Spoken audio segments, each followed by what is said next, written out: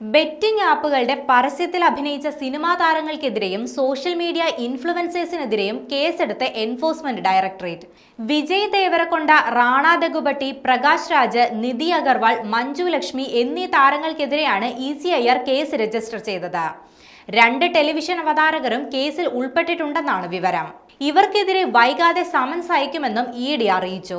29 cinema താരങ്ങൾ, ഹർഷൻ സായ് ഉൾപ്പെടെയുള്ള social media influencers, local boy Nani എന്ന യൂട്യൂബ് ചാനലിന്റെ നടത്തിപ്പുകാർ എന്നിവർക്കെതിരെ നിലവിൽ ED അന്വേഷണങ്ങൾ നടത്തിവരികയാണ്.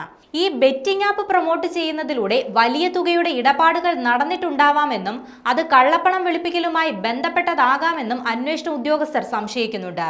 ജംഗിൾ റമ്മിയുടെ പ്രൊമോഷനുമായി ബന്ധപ്പെട്ട് റാണ ദഗുബട്ടിയും പ്രകാശ് രാജും A23ക്കൊപ്പം വിജയ് ദേവരകൊണ്ടയും, ഫെയർ പ്ലേ എന്ന ബെറ്റിംഗ് ആപ്പിനൊപ്പം പ്രണീത, ജീത്വിൻ എന്നിവയോടൊപ്പം നടി നിധി അഗർവാളും സഹകരിച്ചിരുന്നതായി FIRൽ പറയുന്നുണ്ട്.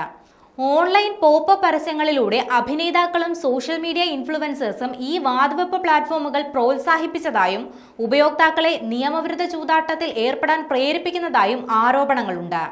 അതേസമയം സ്കില്ലിനെ അടിസ്ഥാനമാക്കിയുള്ള ഗെയിമായ A23യുടെ ബ്രാൻഡ് അംബാസിഡർ മാത്രമാണ് വിജയ് ദേവരകൊണ്ടയെന്ന് നടന്റെ ലീഗൽ ടീം പ്രസ് റിലീസിലൂടെ പ്രതികരിച്ചു.